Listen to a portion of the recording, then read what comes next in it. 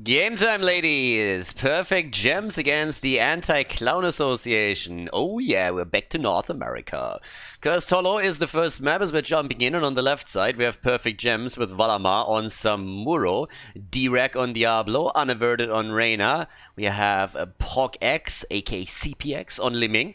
Legacy on Lucio, and to the right side, Dude Abides on Urel for the Anti-Clown Association. Got Filth on Falstead, Kelsior on Hanzo, Quantum on Rega, and my pal Vince on Johanna. Standings, you can check them out on heroeslaunch.gg obviously, but the two teams find themselves rather in the midfield of the standings at this point, with the Anti-Clown Association suffering a little bit lately. But in this case, we have our best of 5 series at our hands, and with the Samuro setup for the blue team, we're gonna have a bit of a, I don't want to say global focus, but I think on the macro level, they're definitely going to try and put a bit of volume in there. So, let's have a little bit of a look on how this is going to work out for both teams. Obviously, in terms of builds, we have also a couple of changes. Dauntless is coming in for the Space Goat. Hold your ground on level 1 for Jojo. We have also missiles already taken for the force armor here by Liming. And Samuro with a feast on fear. So somebody's already expecting a lot of wall stuns. Yeah, outside of that, a bit of a gank towards Falstead at the bottom of the map, but so far that hasn't really yielded any dividends to them, so they couldn't get a lot done with it.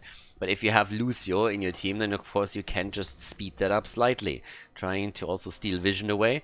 Siege Giants are just now popping up, so this is usually the time when the two teams will try and get Siege Giants or just camps in general on the map. And Vince is already moving back down to reclaim vision and allow some of those heroes to make it over to the camp to get those Siege Giants. Especially since for the red team, it's a pretty good position on Tribute number 1 with Siege Giants moving to the bottom of the map.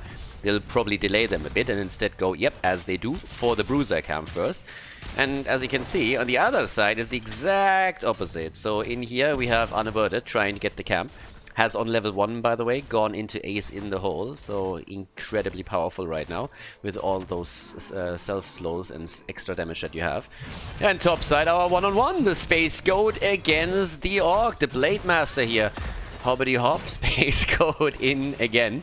Down to the bottom of the map though, got Filth against CPX. Okay, over here it seems like Falstead is starting to slowly lose out on all of this. And it is going to get a bit tricky. Up to the top, or at least in the mid lane.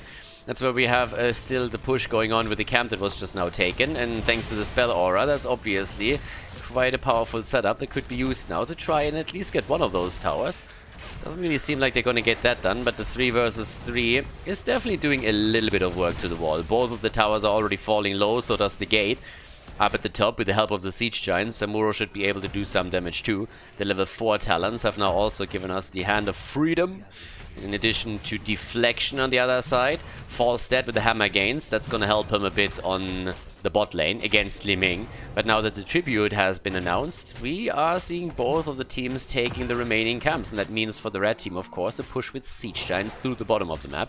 And thanks to them running a global hero, they should also get some extra experience. And I guess eventually it's going to pin CPX down at the bottom of the map, so I suppose he's going to stay for as long as he has to, and Falstead has then the opportunity to fly up to the top and turn the first tribute fight into a 5 versus 4. I don't think that Liming is really going to leave that lane anytime soon, since she has to deal with the Siege Giants, and as long as Falstead stays here, she is pretty much bound to stay.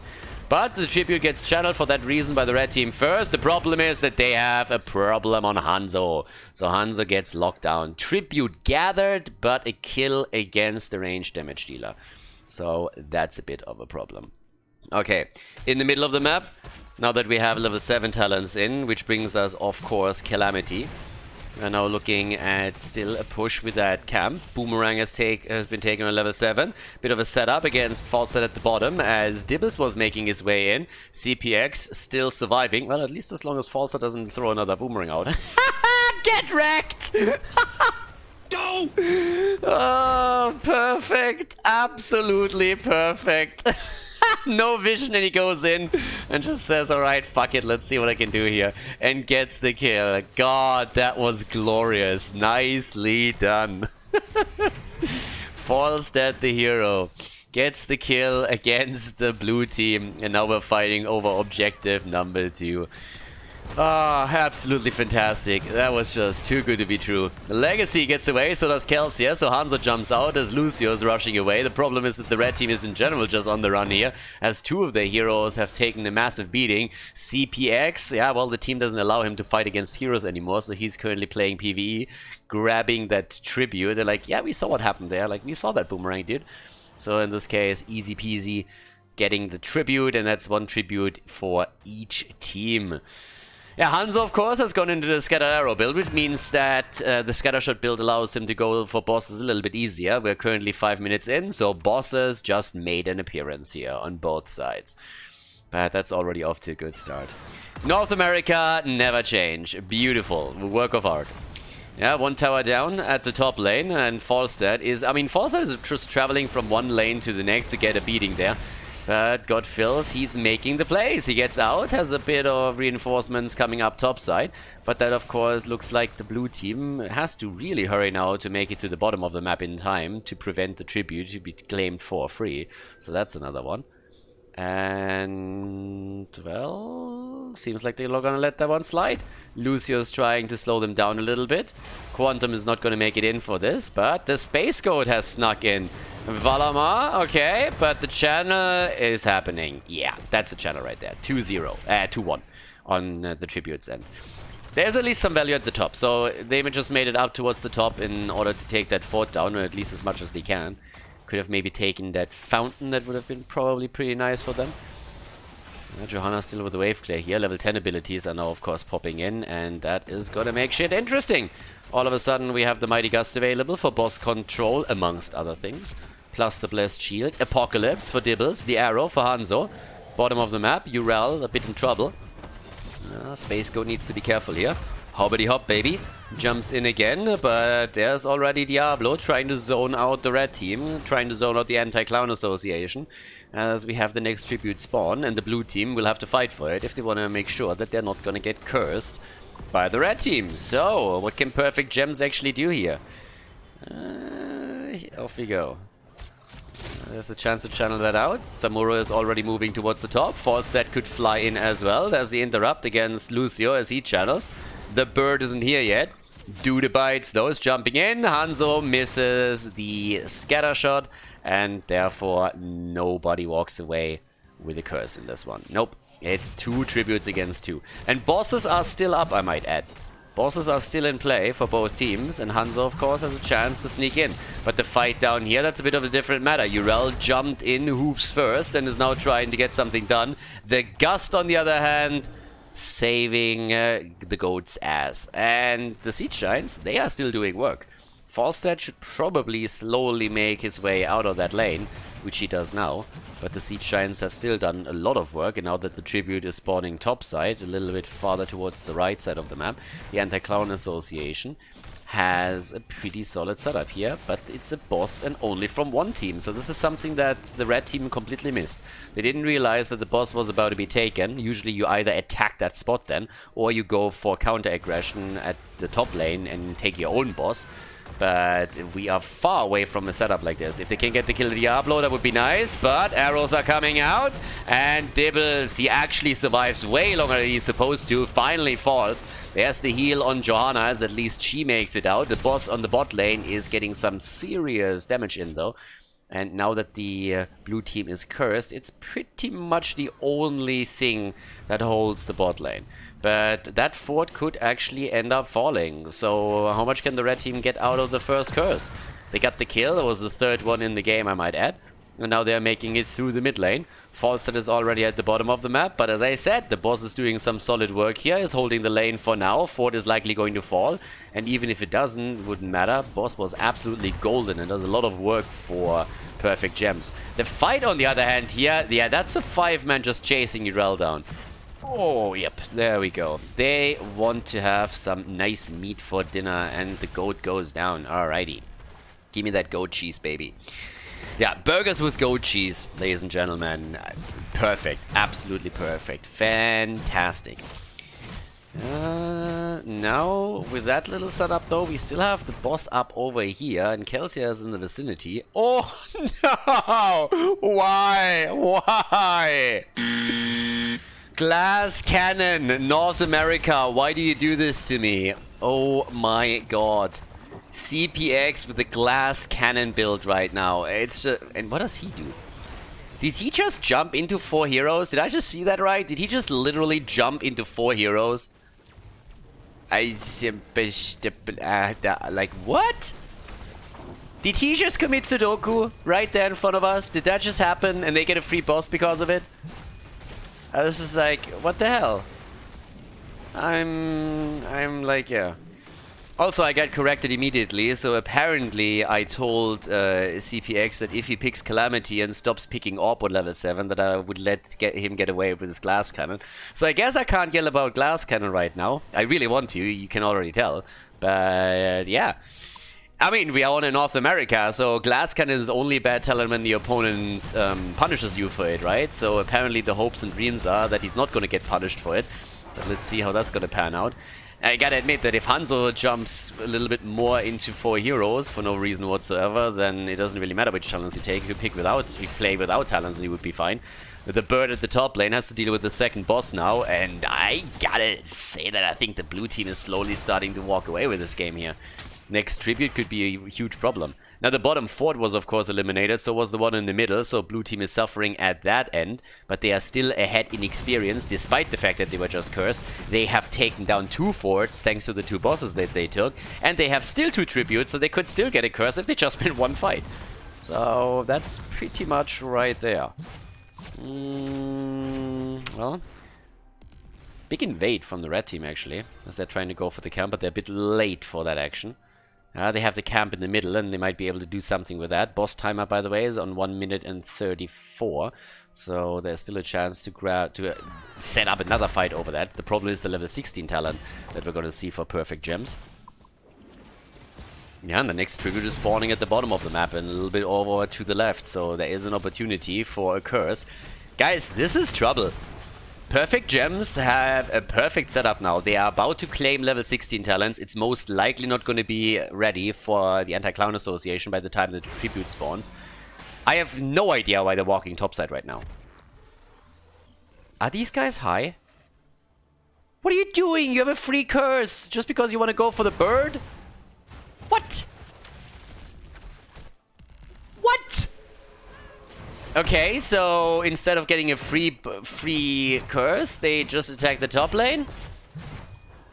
Oh, okay. Okay, apparently I have to rethink everybody that I know about Heroes of the Storm.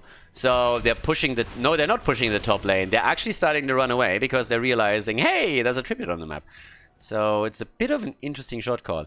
I mean, again, if they move in here right away, then they have a level 16 talent advantage over the opponent as the tribute is on the map for 10 to 30 seconds, which is plenty of time to make the play. Yeah, now it's a full-on even fight, so that's a little bit odd, but they might still win it. Oh, nice. Lucio with a real good ult, saving Reyna for just a little bit longer, but Jimmy is down, and now it's a 5 versus 4. The red team just got a ticket.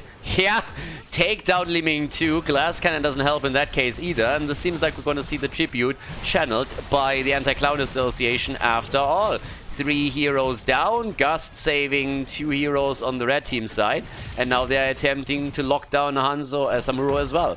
Couldn't quite get him, but that's definitely another tribute. So curse avoided, and the play for boss instead. I am speechless. I am honestly speechless. Blue team just simply decided that they do not want to have the curse, and they do not want to have a free boss pushing with the curse, and instead they made an awkward move for Falstad, which was easily shut down by Mighty Gust and a barrel roll, and gave that advantage away. So now all of a sudden the red team is ahead with 5 kills against 3. In addition to that, a boss is pushing through the bot lane, and the momentum that I expected for the blue team is completely gone for the time being. So that's something. That's one way to play the game, I suppose. Godfilth is at the top right now. Catapult, I would have taken that catapult at least, but I guess the minion wave is going to take care of it, so why not? At the bottom of the map, Samuro is currently doing his thing to make sure that the boss doesn't take the keep. Nobody is pushing with this, by the way. This is another thing where I feel like they could have been a bit more aggressive. But the tribute is spawning again, so they have to respond, since Perfect Gem still holds on to those 2 tributes from earlier. Okay. There we go. Starting to make the play in. All of a sudden, here's the push. And can they win that fight? Already Jotta's a bit low. He needs to use the Iron Skin. The bird is also attacked by Birdet, who's flanking in bravely on Jimmy. And this is Jimmy, baby. And the Ancestral is out too. Do they accept the curse? I think they do. Yep, they walk away from it. They're saying like, alright, let them curse us. Lanes are pretty much pushed out already, so as long as they can hold the keeps, that would be fine. Trying to defend the top lane is probably going to be a priority. By the way, just so you guys know, that's 7 seconds on the boss, so we're going to see this one soon. And let's have at it. Also, one thing that I actually encountered on my YouTube comments just the other day, someone was confused by a person with Hearthstone in the middle of their own base because it's just faster to walk towards the Nexus over here. Reason is actually pretty simple, guys. For everybody that doesn't know, if you Hearthstone to your Nexus, you get a boost in HP and mana directly. So it can be totally worth it for you to Hearthstone within your base instead of just walking over. So you get an initial amount whenever you TP in. Rhaegar is not going to get that because he's already dead and Vince is now down too. Seems like that curse is all that the blue team needs to do a lot of damage. They're coming in with a kill. They're going to take the keep for sure.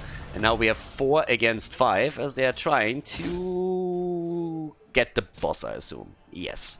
Gonna make a play for boss in the mid lane. The fort is getting attacked now as well. So that's that. We have level 16 talents on both sides with 20 on the menu. Damage output 39,000 on Samuro. Damn, son. More than Li Ming in this case. Jimmy's sitting at 31k. Red team is struggling there a little bit.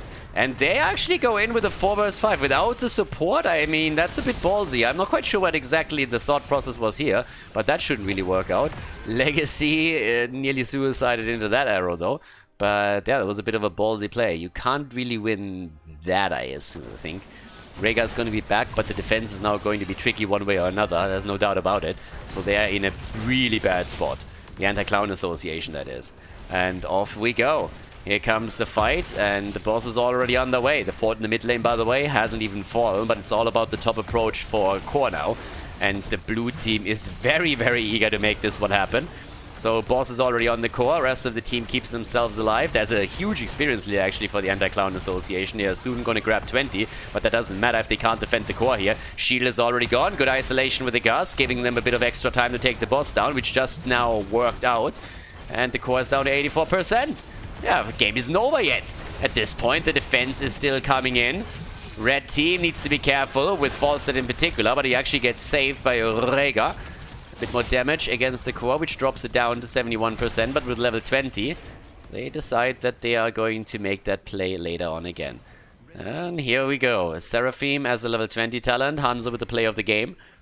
We also have Rhaegar with the rewind, so that's going to be pretty neat for him later on. And in addition to that, Johanna with a shield upgrade. 1 tribute against 0, 20 versus 20 talents in just a little bit. Core down to 71%. Top lane has fallen for one of the teams. Boss at the bottom of the map is on 40 seconds, so that's going to be a big thing to fight over. The tributes are not really all that important at this point because, again, we only have 1 tribute against 0, so you kind of course, want to fight over them, but you don't really have to go into these battles. So that's an important thing. Let's go. Over here, camp gets taken. 20 talent advantage was a little bit too much. Blue team didn't want to fight it. Good choice. But now they have level 20 any second for themselves. And the red team apparently decides that they want to push this.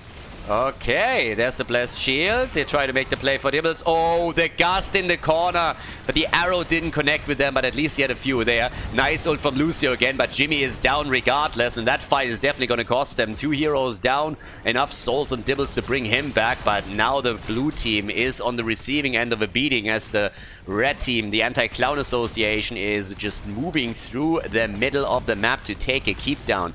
And they are in a 5 versus 4, but Diablo doesn't have a soul to his name, so that's hugely problematic for the frontliner. But they actually don't make the play. Instead, they're trying to go for boss now, which is absolutely understandable here. Have to, of course, be a little bit careful. But top lane is also in danger. That's 2 Siege Giants and 2 Catapults, so that's the problem. Boss is about to be taken. No Gus for Falstad just yet, but of course they're going to get this one. There's no way to interrupt that, to jump in without Jimmy there. So now someone has to deal with the top.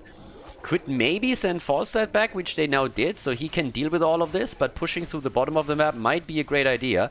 Yep, there's the quest, or sorry, the objective claimed. Falstad can now start to fly over to the left side if he wants to, and he should try.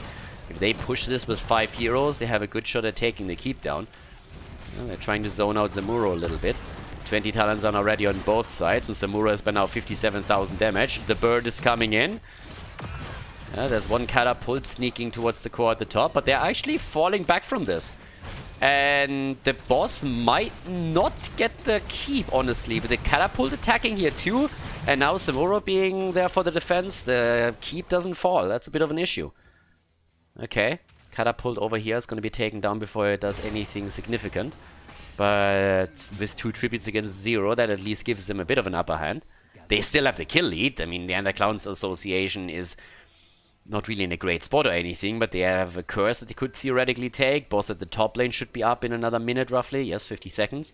And they so far were a little bit more successful in those team fights. So there's still enough time for a bit of a comeback if they just win one of those fights. Bot lane, the keep hasn't fallen on the blue team side, but it's pretty low, so you can always try and move through if you win a team fight and you feel you have enough time to carry the momentum towards the core. That tribute at the top now is already up. Is that a free channel, really? Nice attempt with the boomerang, but yeah, they let that channel for free. Okay, nobody interrupts, so let it go. Didn't really feel like this was a good position for them. Didn't want to YOLO into it. Can respect that. There was no tribute on the blue team side, so that was a freebie. They could let it go, for sure. Camps are, of course, attacked now by both teams. Next tribute is going to spawn bottom left, which is going to make it also a bit tricky for the red team to get a good position there. But the boss is up, and that changes everything. Both of the teams have to set their eyes on this one. Especially since right now, of course, the red team has to prevent Perfect Gems from grabbing this. If Perfect Gems takes this, then it's lights out. Yeah, there's a chance to play around the Gust. If he barrel rolls in and Gusts out, he's already getting in position for it. Yeah, Gusts out right here. Boss is taken. Okay, has the wind tunnel together with it. Rega is down. You still can't lose your team here now. So you still need to be a little bit careful. The boys need to make the way out of there real quickly. Boss is gonna get some damage in at the top. And even taking the fort down is of course gonna help, since this will periodically spawn catapults on the opponent's side then. We're also now 21 minutes into the game, so it means these bad boys are starting to hurt. Yep. Defense is there. And now they can take a few of those camps again. Urel is the one trying to deal with the lane. That's double siege giants again, plus also catapult. Tribute, I guess, is gonna they're gonna give the tribute up. It's gonna be the second one for the blue team, so they should rather give it up than YOLO into anything at this point. You need to wait for Rega to be back. Fighting without the support would be a pretty bad decision. But as we're heading into this, we have the top boss still doing some solid work. I mean, this entire wall is now open, and that's pretty solid. Good work for the boss to be taken. And again, one of the big deals for the boss and why you had to fight for it was if the blue team takes it, it's just lights out. That thing makes it towards the core in its game. So it comes down to another fight. We have 5 kills against 7 at this point. Tribute is going to spawn bot side. That one is going to be important. I mean, we're talking at this point about another curse. And they're already trying to see if they can maybe sneak someone in. The Banshee, on the other hand, is scouting all of that out. Team is falling back slowly. Everybody getting in position for the tribute, which has now been announced. And the blue team has taken the position and is also trying to steal vision away here. Li Ming by now has taken over the damage numbers, sitting at 70,000. 3 deaths on Diablo so far in the game. Falstad and Johanna haven't actually died yet. Neither has Lucio or Samuro. And the red team wrapping around the left side. In plain vision, I might add. Jumping in quite aggressively here. Not quite sure. That choke point is a little bit of a problem. They are completely zoned out. They just zoned themselves out. If somebody challenged it, I don't know why he doesn't challenge it. He would have cursed the opponent's team already, so that's a little bit of a weird one. Didn't do anything there anyways, so why not just start the channel? Sometimes I'm just like, wait, what? But, yep. Same time now. Now they have a double channel going. And, yeah, but now the red team is in a decent position. Okay, so there we go. On the left side, they should still just channel this. I mean, seriously, put a little bit of pressure on those red team. boys, because they zoned themselves out, seriously. Like, they put themselves in the choke point here. Now we have a gust already as they're trying to break their way through that choke point, which they now did, but they're all low. Forster is immediately down. There's the APOC. Rhaegar is dead as well. And there's another kill. There's 4 kills. Guys, this is a team wipe right here. And this is, of course, the end of the game. Curse or no curse doesn't matter anymore. They can just simply go through the top and end the game now. But the weird decision from the red team to go over through the left side, through a minion wave, which put them into plain sight of the opponent, and then in that choke point position try and break through. If they would have tried to engage from the right, they would have had way more space to work with, which they didn't. So a bit of a weird one. Blue team didn't immediately channel the tribute, who would actually have given them the curse. But anyways, they win the team fight. That's all they have to do, and they are victorious. Game number 1 goes to Perfect Gems against the Anti-Clown Association in Division S, North America.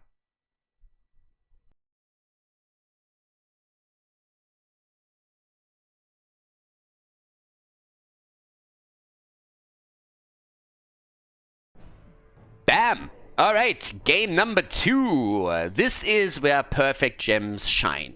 With that team name, if you don't excel on Tomb of the Spider Queen, you're doing it wrong. And when we're talking about you're doing it wrong, then we shouldn't really dive too much into North America, because, oh boy, there were a couple of decisions that really made me struggle to understand what was happening on game map number 1.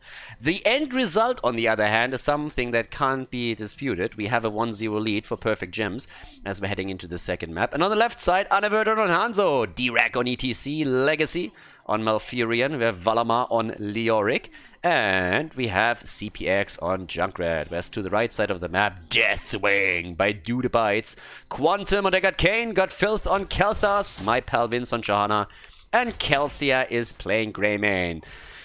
Yep, it is time for the fire, boys. Burn it with fire. But the thing is, we have no Ragnaros here. So that's a little bit sad. We have no insect insults and nothing else. But it would be nice. If we would have the complete triple, that would be pretty amazing. Anyways, at this point, the rotation is already in. Of course, with especially Kalthas, you have a lot of AoE, and you could go for a bit of a living bomb spread if your opponent clusters up around the choke point. But let's see how this is going to pan out. There's a lot of wave clear, of course, also available for the blue team. I mean, down to the bottom of the map, we have Valamar sitting on Leo playing against Deathwing here. So it's all about the drain. Drain, drain, drain. All day, every day, ladies. That's what he's going to try and do. Interestingly enough, by the way, for this series, Cho'Gall was in the first 2 games not banned. So yeah, I gleamed over into the draft a bit. If you guys are wondering why you don't see the draft unfold in front of you before every map, then again, a quick reminder, this is North America. Time zones are therefore a bit of a problem. And I cast those matches from replays and not live. And replays don't hold the draft information. I guess in theory I could always go over to the league website and check that out, but I gotta be honest with you, that's just way too much of a hassle to get that in for every single game here. And it's also, yeah, outside of talking a little bit about Deathwing being banned and some meta changes, it's not really that impactful here. For all the European stuff, we have the drafts, or actually for everything that I can catch live. If at any point North America decides to schedule their matches in the early morning, I am going to be happy to cast that live for them. But so far that hasn't happened. Either way, up to the middle again, where we have our 3 versus 3. Camp actually isn't taken yet. Old Man is taking it here. And there we have the level 4 talents. The timing is actually pretty decent for them, but it's still going to be a clash in the middle. So it's not something that they can send over here. Actually, it didn't really make a whole lot of sense. What I was trying to say is, obviously, the goal is to have your camp here so that the towers help with the defense against the opponent's camp. The timing on the cap wasn't horrible, but they're still stuck in the middle here, the 2 camps. So that's pretty much what I wanted to say. So, yeah. But we have a bit of a lead in experience for the red team. Only for a little bit, not for much longer, because obviously this wall is going to fall now too. Or at least this. But they're still pushing this slightly. Trying to go for unaverted here. Hanzo, still alive though. Level 4 talents are by now in. And it's a little bit of a missed play, I think, on the side of Perfect Gems to not go for Deckard Cain. Because if you're talking about gems, I mean, hello, Ruby, Sapphire, I mean, there's gems everywhere. It's not only the gems that you can collect here, there's so much more that you could go for. You could also go for Malfurion, which the red team does. So that's a kill against the old geezer with the green beard. And yeah, well, he's pretty dead. So that's the end of the support on the blue team side and kill number 1 in this game. Maybe the comeback. Do the bites at the bot lane on Deathwing. Deathwing is still regularly banned out in Europe, by the way. I should probably add that. Because the hero has... I don't know if he has a 100% win rate, but it is pretty darn close. Not really led through the draft a lot. Patch after patch nerfs Deathwing, and Europe just shows Blizzard's Balance team the middle finger in every single game that is being played on the high level and says, nope, not gonna happen. That hero is stupid and we're not gonna play against it or with it. So, level 7, the adjustment here, the Sunfire enchantment. North America likes to do that a lot, to play around that. In Europe we have Crystal Gaming, who I've seen pick that talent twice. Outside of that, it's mostly the Flame Strike focus still from European Division S teams. At least the build on Deathwing is totally set in stone here. Dragon Soul, Heatwave, and Skyfall. Exactly what we see in Europe if the hero at any point makes it through the draft, which is rare enough, but occasionally it happens. So now that we have the level 7 for both teams, it's all about the turn-in. This is the moment, the time to shine. 24 have already been delivered by the blue team. And the red team is now trying to make that happen as well. So off we go.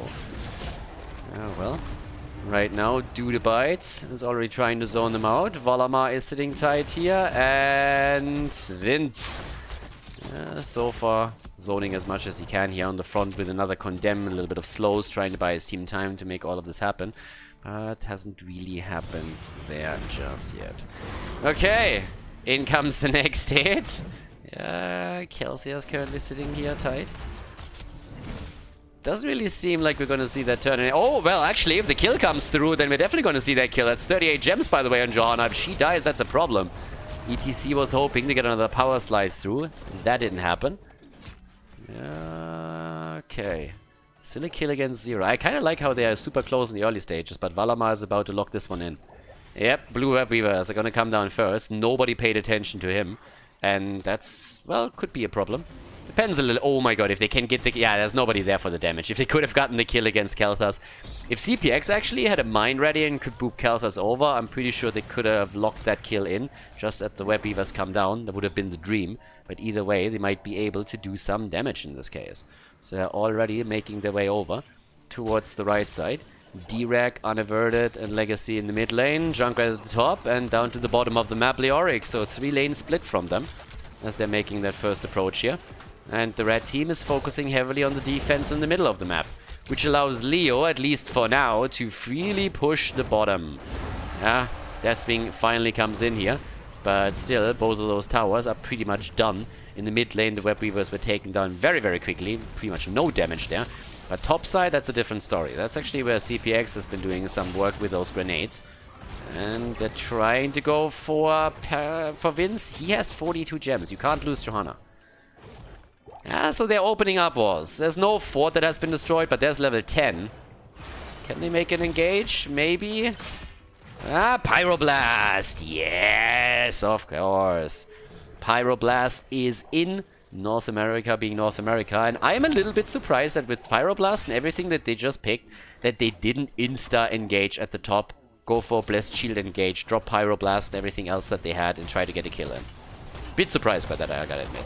100 gems exactly for them, so that's pretty much a double turn. Not quite. But, well, let's see. For now, up to the top. There we have Greymane with the go for the throat. Alright, so no cursed bullet this time. Turn in attempt again from the team. And by the way, what the hell? Rocket Ride, really? We have Rocket Ride.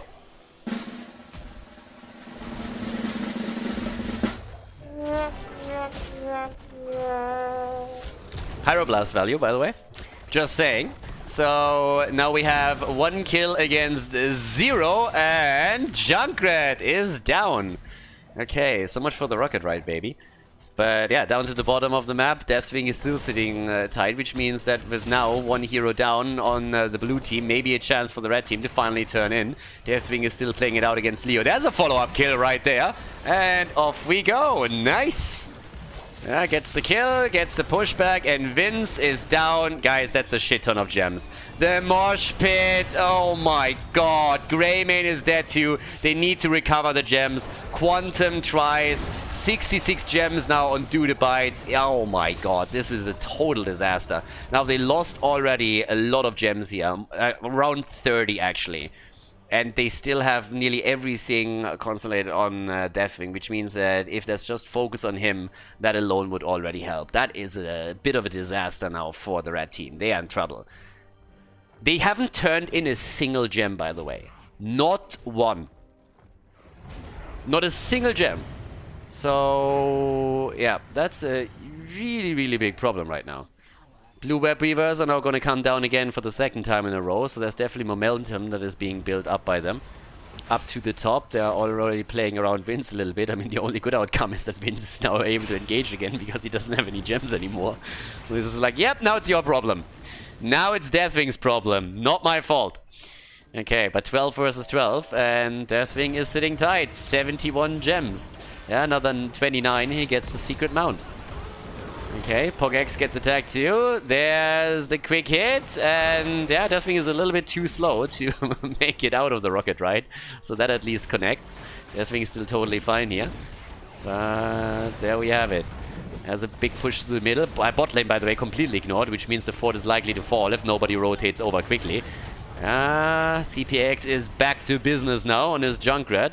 Ready to go again. Mid lane so far is still looking okay, but the top lane, yeah, that one's in trouble. And as I already said, bottom of the map is likely going to fall. Deathwing is finally rotating over, but yeah, they're taking massive damage everywhere. Fort is down, top fort is going to survive for a bit longer. Problem is, there's another kill against Deckard Cain. Old man is getting abused again. It's actually a bit of a problem. This ageism that we are seeing here in this game is something that is a big concern to me. Oh, Leo. Yeah, if he goes for the slow there, yeah, that's a kill. That's a kill. That's a big dive, actually. Deathwing is coming in. Careful, buddy. 76 gems. You don't want to be alone against 5 heroes. That's a bad position to be in. Yeah, a little bit of a flame, but the Molten Flame is not going to do enough damage here. 100 gems. They had 100 gems again. And at the same time now, 5 kills against 2. Half-level lead. 1 fort down, 1 severely damaged. Talking about damage. 22,000 for Deathwing, 40,000 for Hanzo already. Junkrat is sitting at 17k. Okay, and off we go. Where's my next attack? Where's Khaldor, by the way? 19,000 damage from him. Alright, 90,000 for Khaldor. Always ready for another quick Pyroblast. If he ever gets into a position for this one. Yeah, got Filth over there, sitting tight. Down to the bottom of the map, Hanzo is, by the way, Hanzo in the camp.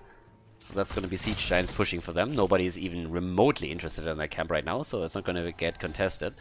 There's more and more gems being turned in. I want to highlight again that even with 120 gems in their hands, there is not a single gem that has been turned in by the Anti-Clown Association in an 11-minute game so far. And 14 more, and Perfect Gems will have the 3rd wave in a row. 86 gems! Really? Seriously? Okay. They let him turn in. God knows why. They could just have delayed it until level 16, but apparently they didn't realize the Deathwing was there. So a free turn-in for the red team. Now, the good thing for the blue team is that with level 16 talents, they should have a very easy defense there once that they get that talent. So that shouldn't really be a problem. Just play it around the talent advantage, and those gems, quote-unquote, are going to be wasted. But I think they could have denied the thing completely. Anyways, here come the Web Weavers, and that should be an easy one. But of course, the push straight through the middle. 16 talents are in as expected. So now you got to be careful if you are the Anti-Clown Association. You want to push, but you don't want to extend yourself too deep into enemy territory, or they might force you into a fight that you really don't want. The root follow-up, but of course Iron Skin is ready. The cooldown is now out. Bot lane gets attacked by the Web Weavers. Top lane, there's level 16 versus 16. Ignite is in. Also Configuration and the Wicked Inferno. Standard talents. Still 44 gems for him, as they're getting pushed back once more. 5 kills against 2 still. Nearly even experience. Position on the map is not all that different for the two teams either. Okay, so Hyperwinds is sitting tight and could be killed. Iron Skin. The Entomb doesn't quite hit. If that would have connected him. Oh! Yeah, that didn't do anything. So another zero value Pyroblast. The Rocket Ride actually denied it. I was riding away from the Pyroblast and got some damage in by himself. So Junkrat is already on the way back. But that's the second Pyro, and yeah, pretty much zero value from those one. I wonder why people are saying that Pyroblast is not the best ult to take there. It's a mystery to me, honestly. Okay, so 16 versus 16, 5 kills against 3. A little bit more poke damage from Hanzo as he's trying to keep the front line and Deathwing low. Bottom of the map, Hanzo, Junkrat is actually pushing that out. Enough gems for a turn-in on both sides. Doesn't come as a surprise for the Anti-Clown Association, since again this was their first turn-in, but the blue team has another one as well. Oh, 41 gems! Ah, Mosh! Mosh! Not even needed. They're moving away from it. Why no Entomb? Someone explain it to me. Leo, you had Entomb there. I don't understand why they didn't go for the kill against Johanna. That was a kill. If they want that kill, they get that kill. There, the Entomb. And they do not get the kill because now Iron Skin is up again and instead Leo falls. But yeah, I think they could have gotten Jojo for sure there, and that's 44 gems. That would have pretty much been, I don't want to say game, but that's the ticket back into it. So if nobody else picks those gems up, it's a huge problem there. And in the meantime, we have another attack coming. It's a 5 versus 4 though, so that's a slight disadvantage for the blue team as they're trying to push this through. Here's the Rocket Ride again. Oh! The damage, the kill, and Junkrat gets a double kill. Yep, not only the Rocket Ride, but then also the trade proccing in, and that's 2 heroes down. T-Rag with a big boy mosh pit right there, and that's the 3rd kill now. God, what a disaster for the Anti-Clown Association here. Really, really tricky. So down to the bottom of the map, that's another 4 down, and they're chasing down Deathwing. That's 45 gems that he just lost. Guys, they are on the ropes at this point. This is looking like a lights out move. Oh, actually, he comes in, takes them away, didn't get body blocked, so he's actually able to pick all of them up, or at least most of them. Yeah, 61 gems, but they're all going for him. Can they grab him? And the answer is no. Johanna walks in. Look at Vince. That's like a hero move right there. Goes in and just absolutely ballsy play. The balls of steel, ladies. He moves straight up into 4 or 5 heroes. Not a care in the world. It's just like, what do you got, boys? What do you got? Nothing. You got nothing on me. Nothing. I'm going to walk in. I'm going to take the gems. I'm going to walk away from you. And he did. Not bad. So yeah, well done. Now we have level 20 talents still, and as they are moving topside, there's not even vision, but as you can tell, this is gonna be a boss for perfect gems. That one can't be contested. Also, 2 of us, by the way. Choo-choo! Pain trade is coming again, I guess. Talking about pain and damage. We have 63,000 now from Hanzo. 36,000 for Deathwing. Not really all that much. Bot lane. That's where we still see camps taken, but the boss is now claimed at the top. The keep at the bottom has fallen, which means that now we have a solid chance of eliminating the top keep too, since the entire wall has already been eliminated. Web Weavers are, on the other hand, on the map now. So thanks to Johanna earlier grabbing those gems, was able to turn in. But this should still do a lot of work here. Honestly, they should just go for that keep. Just poke a little bit, take those Web Weavers down for free, try and poke slightly. All that they need to do here. If they can take that keep down, that would be a huge win, and Junkrat in the meantime can just defend as much as possible. In theory, if they get a few kills, they might even be able to make it for him. That 2 of us set up, okay. There's even an arrow follow-up. That's 3 ults on Greymane, and he actually falls. Okay, that one was important. Leo is down 2, but the keep has fallen, and that's a kill against ETC. Structural damage is of course still there. Level 20 talents are still... Yeah, now they're ready, okay. There's still a camp in the middle that they have to take down. We have on level 20 now the Destroyer's Rampage. Also perfect gems. That's a bit of a conundrum. So now we have perfect gems on both sides. Don't know what to do with that, I'm confused. Flamethrower on level 20, and the fort at the bot lane has fallen, but that's really the only thing that they were able to take down. So here we go. With now 10 kills against 6. That's a really solid position. Gem count is a bit lower now on both sides, aka both teams don't have enough to get another turn in. So it's about fights, and it's about trying to draw the game out a bit longer to let those camps do the damage. Yeah, well. Over here. Camp gets stolen.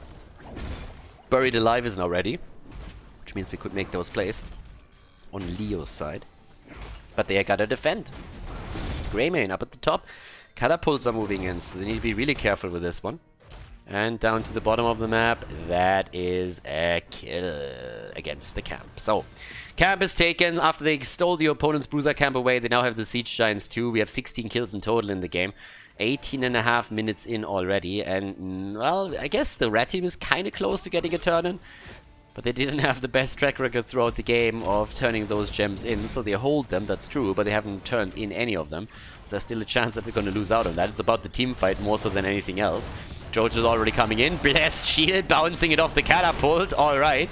But that didn't really do a whole lot for them. Arrow connects with Deckard Cain, and that's a chance right there.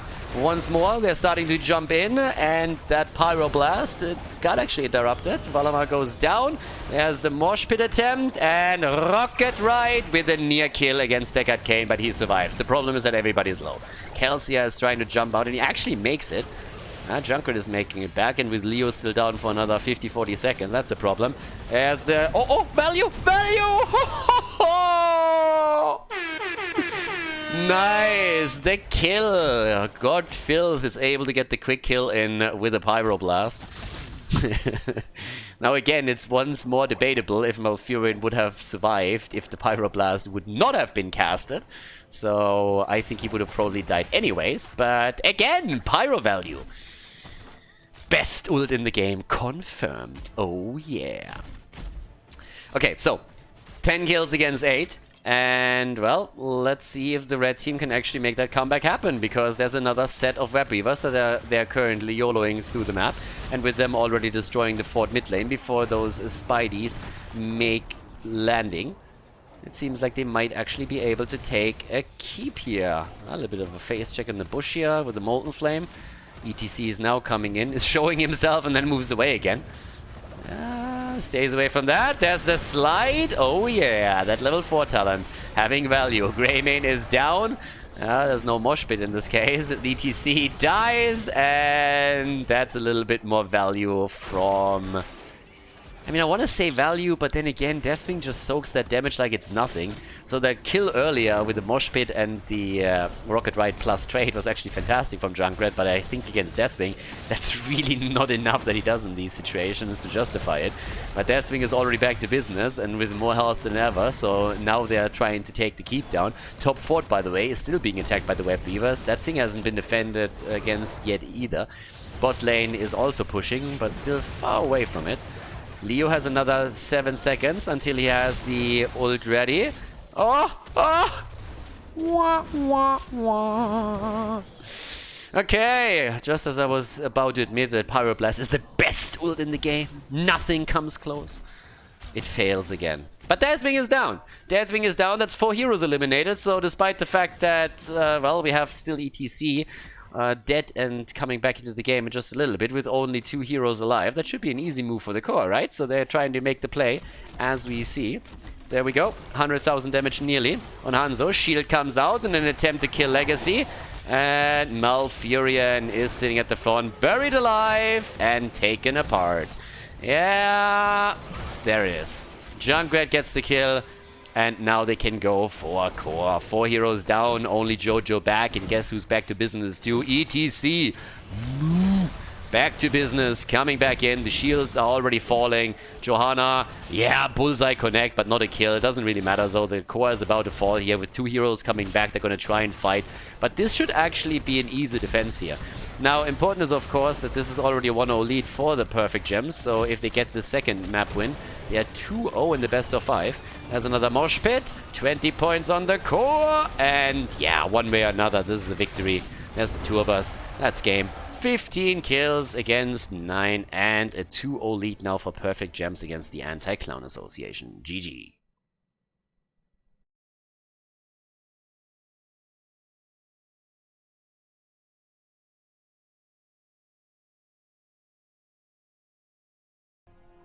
Game on, ladies! Game number 3 on the left side, the perfect gems. With Unaverted on Reyna, Valamar on Chen, we have Legacy on Deckard Cain, D-Rag on ETC, and CPX, aka Pogax, on Kelthas, his main hero if I'm not mistaken.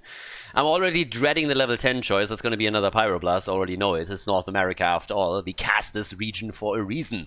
On the right side of the map, though, the Anti-Clown Association with Dude Abides on Abathar. Okay, we're going to slug it out here.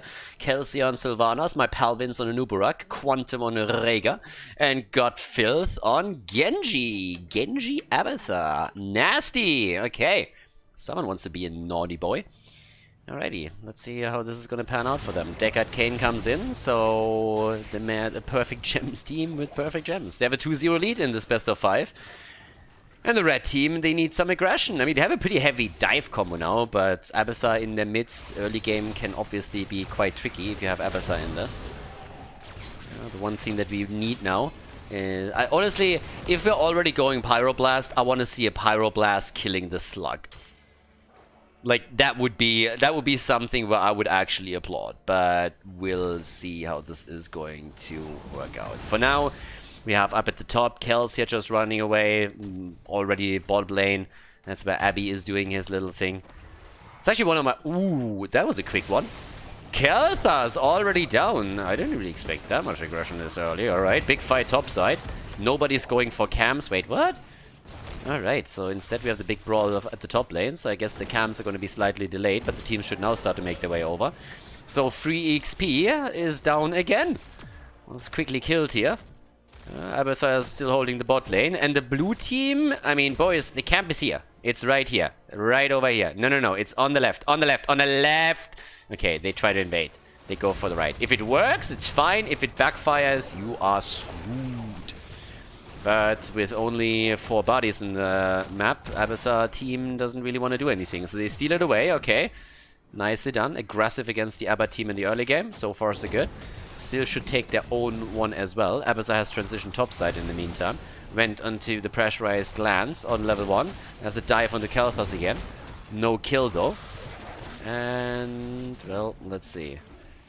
That's the next one to watch out for. If anybody is going to make a play there, that would be that.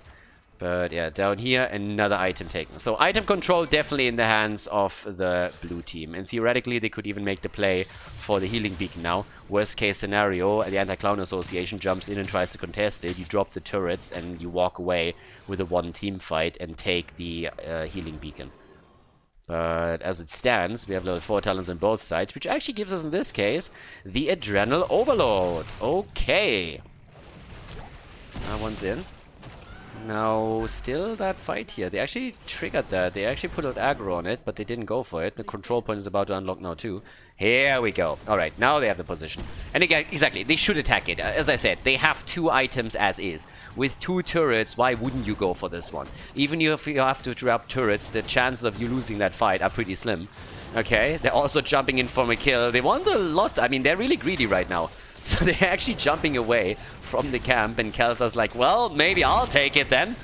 Valamar gets out too, but now that we have the first control point, the first checkpoint activated, the teams should start to focus on this. The chances of the Anti-Clown Association winning this thing, by the way, are slim to none. At least not if the blue team uses their items properly, because they have 3 against 0. This is pretty much... This is as good as it gets. It doesn't get much better. You could, in theory, also try to grab the level 7 talent first, but outside of that, this is the best case scenario here. Okay. So, over here, let's have a quick look. Still 1 kill against 0. The earlier kill against Kelthas was all that they got. Kelthas with the Sunfire enchantment again. Okay, also, in addition to that, he has 11 stacks on his level 1, so he's getting close to getting his shield. Close in the sense that he's halfway done. I should probably sometimes just like rephrase that a little bit. It's not quite close, but he's doing good work on the level 1 quest. That's probably a more appropriate way of phrasing that. Now with level 7 talents now on both sides, the red team has actually decided that they're trying to use Sylvanas to push through the top. That was shut down. And Chen has pushed out the bot lane, so we have a bit of a fight over here. That experience is easily lost, that's a problem. Genji is also lost, that's another problem. They just lost a 4 versus, let's call it 4.5. We count Abathur as 50% until he has his level 10 talent. And Chen is now also taking the experience in the middle of the map. This is not going well for the red team, and they are already 0-2 in this series. If they lose this one too, that's a 3-0 victory for Perfect Gems. And Perfect Gems is now looking at a level lead roughly. They have full control over the items so far because Abathur just can't help to fight. And they've also dominated just the experience gain at the bottom of the map since they zoned out the opponent topside. So that aggression, items could be dropped right now. They don't even have to just yet. They go for the bug, and that's some decent bug fixing here. Blizzard should hire that guy. It's Anubarak down. 2 items were dropped in the process. They of course picked up another turret as well after they won the fight. They got the kill. They have level 9. They can also go now for the first protector. That should be an easy grab. They're already on 9.5 when it happens, so there's also a chance to get level 10 abilities around that. But yeah, things are getting a little bit nasty right now. Top side. Yeah, he's going to deal with all of this as much as he can. Another item, by the way, is on the map now too, so they can just jump in and claim this as well. Which gives them how many? I think they're 3 then. 3 turrets in total.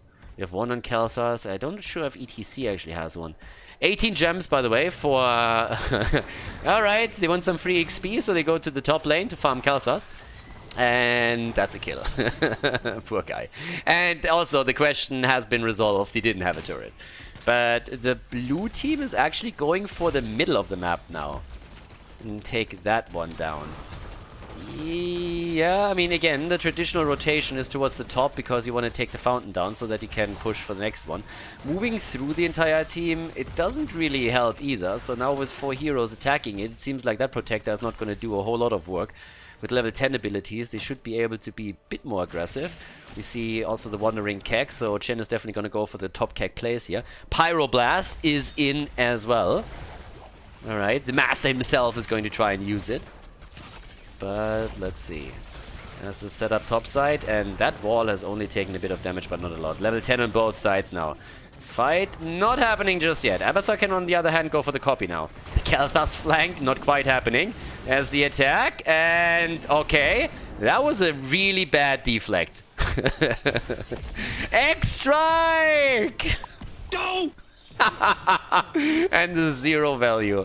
I was about to say it was a really bad deflect because the Pyroblast was sure to follow, but yep, he just extract out of it. So another Pyroblast that didn't really accomplish a lot. Okay, for all the nitpickers, yes, they traded cooldowns. Yes, they did. Still a positive cooldown trade for Genji, so that's still a win for him. But yeah, the camp gets taken regardless, and it's 3 kills against 2. We have level 12 now. By the way, despite the fact what some people think, I don't hate Pyroblast. I think Pyroblast is an amazing talent. If Pyroblast wouldn't continuously be picked by North America, I couldn't laugh all the time that hard. So I really appreciate the talent for all that it's worth. And while I'm also still continue to make fun of it, we had one Pyroblast game where it had mad value. Now, one game doesn't make up for the other 20 where it did nothing, but hey, there are games where it is a game changer. And it's funny, it's really funny. So, 15 stacks now for Anubarak on level 1. We have 13 for ETC on his level 1, 24 for Khaldor, so he has already his shield, so that's good. Let's go. We need more nano-boosted Pyroblasts. Every single time we saw it with Ana, it was actually fun. Do you guys remember the triple Pyroblast kill with nano boost on Infernal Shrines? That was hype. Talking about hype, Anubarak isn't hyped at all because he is just getting farmed here. This time it was Khaldor who got the kill. The top Keg plays against the Beetle, locking him down. And that's, I mean, it's troubling. Is that a potential kill? No, even picks up those Raging Globes. That's all that he needs to do. Top lane gets absolutely destroyed. Well, they still go for the Panda, and honestly, he might this time not make it out after all. The the little setup with Abathur nearly changed things, but yeah, okay, he gets out of there. The top fort, then again, that doesn't go anywhere. Can't run, can't hide, so 4 down. 4 kills against 2, level 13 talents. Still the advantage for them, and now that they've taken 1 fort, they are looking for the second one. Moving into the middle of the map is an easy rotation. Opponent doesn't have level 13 talents as a 5-man, so why not put a bit of extra feed damage onto this one? isn't quite down yet, but their lead is undeniable. There's a little bit of top keg play again, and can they go for the beetle? The bug? No! Pyro value! Down he goes. This time, I think he might have actually have survived. Escaped if he didn't drop the pyroblast there. So all of a sudden, mad value. Rega wants also a little bit. Rega is cold. It is a cold map. I mean, it's located directly in Russia. Temperatures aren't really all that high. So Rega sees the ignite and says like, "Hey, I want a piece of that." So he comes in and tries to help himself out. Self ancestral is also a thing, and yeah, that's 5 kills against 2. Objective on the top has been announced. Has already been started. Nobody gives a shit though. Everybody is like, nah, robots are stupid. Robots are stupid. Where's my Barbie? There's the quest completed for ETC, so that's that. And now people can start rotating tops. That's 4. Guys, they have 5 items. 4 turrets and 1 healing beacon. It's like dominant. Kelsey at least has 1 turret, but let's be honest here for a moment. This is bad news. Very bad news for the red team. If they can get the quick kill against him though, that's a different story. Top keg plays again! And that's the end of the copy already. So Abathur doesn't have the copy available anymore. That's a bit of a setback. More damage against the bug as Vince is getting bullied here the entire time. They home in on him like there's no tomorrow. No Soma transference yet on Abathur. He's a little late on that talent. I mean, hello, one of the best that you have on the hero. That's actually really good, especially when Genji jumps into the backline. What is it sometimes with these, like, I don't take a talent plays? We had that in Division 7 the other day, now we have in North America. I think just recently we had another NA game, if I remember correctly, where also talents were apparently not needed. There we go, Soma transference is taken. Well, the Panda jumped in deep, but he actually survives. And over here to the left, they still take the healing beacon. Okay. Yeah, level 16 talents against level 13 talents. There's the ignite. Also, paint him red, baby. And talking about Jimmy, this is Jimmy! And he's sitting straight there, unaverted, with another channel on the Protector. Now, normally you would move down to the bottom of the map in an attempt to take the bottom fountain down, but since they are so heavily ahead and have level 16 talents, if they take this camp too, there's a pretty decent chance that they're actually just saying, like, let's go for keep instead. Can definitely do that. So, yeah, not really a big problem with that. Oh, the pyroblast! And yeah. Not really. But it baited out the ancestral, so I guess there's that. I'm actually not even sure if he needed the ancestral. Symbiote and Abathur getting the carapace out, and I think you're Gucci. But either way, survives. So there we go. And as expected, the push through the top lane with the Protector in an attempt to take the keep down. So, the minion camp that they just took, the mercenary camp, is obviously helping with all of this too. There's another setup with a double Genji. Dudebites is about to lose his one though. The copy tries to get a bit more damage in. There's still the shield for Kelthas to play around on the other hand. Talking damage by the way, Kelthas on 14,000. Look at that panda though. Damn, that's a mean panda. That's an angry panda. 29,000 damage. Wow. Yeah, that's a very, very mean-spirited panda, and he's kegging it away. Top keg plays all day, every day. Coming in, keep down. They're trying to make the play for Genji. And Godfilth is going to get away from this one. But the top keep is down. And they are still 2 levels ahead. So, with only Kelthas dying twice, the blue team is still doing fairly well here. Really, really well. And Nubarak died 4 times. Yeah, he's getting bullied. There's a lot of bug reports from the blue team, and they are taken care of immediately. That's customer service that you can only dream of if you're playing Blizzard games. So with this, we have now CPX straight up with his healing beacon. We have 1 turret on Valamar, another turret on Dirac. Jimmy at the top has another healing beacon. That's 4 items in their hands again. Epic Enter has been claimed, so every single time that a Nubarak wants to epically enter the backline of the opponent's team, he now can. And it's going to stun all that out. Adrenaline boost also for a little bit of a speed up play from Abby. That's going to help. And the Will of the Forsaken right there. The move down to the bottom of the map. Again, you obviously still want to take down that fountain. If you have a bit of a push happening, then why not go for it? Set yourself up for objective number 3. In an ideal world, you also want to get level 20 with this. Ooh, Nubarak missing this one. Also, the copy on Abathur, maybe a little bit premature. It doesn't really seem like this one is going to do a whole lot for him. Yeah, nope, that's another kill against the Abathur copy, so that one's on cooldown. And now they're starting to jump in again, and keep that top lane in mind. That's a pretty big push that is happening there. So, it's a little bit weird. Abby with a very, very strange copy there. Mosh pit, baby! And then Nubarak is... still, ETC is down, so that's a win. But here comes another kill against the bug. And Nubarak and ETC both down, the frontliner's gone, and the item gets still taken by Perfect Gems. Are they going... No, wait, what? The second I was like, where are they headed? It looked for a moment like they were debating or going core. I think that's a little bit premature by not having a big advantage over your opponent. Trying to go for the doggy. Rega! Run, Rega, run! And... Alright, get that damage in, baby. Yes, there we go. Okay, Rega pretty much realized this isn't happening. I was just like, okay, might as well kill myself. Buy a little bit of time while the rest of my team goes for the healing beacon up on the top. That fort at the bottom of the map is about to go down though, so that's a bit of an issue. I mean, the fountain alone would already have been a bit of a setback, but now they lose the entire fort, and it's problematic if you're looking at the experience lead that we now have for Perfect Gems, because with 7 kills to 3, they are now so close to level 20 that it should be, I mean, an easy grab as we're heading into the next objective. And as they're opening up walls here too, this is starting to look just worse and worse for them. So there's no way Nubarak makes a play here. Not without their support. I mean, that's just not happening. So control point is unlocking in 10 items. They hold 2. Not as much as they maybe could, but there's another turret about to be grabbed. Yeah, I was about to say, it would be weird that nobody goes for the checkpoint, but Chen is on the way. So Chen is on the way, and honestly, in a realistically speaking, the only thing that the Anti-Clown Association can now do is clown around on the map a little bit, try and get level 20, or at least as close as they possibly can, and then hope to defend with Storm Talents. It's pretty much the only play they have.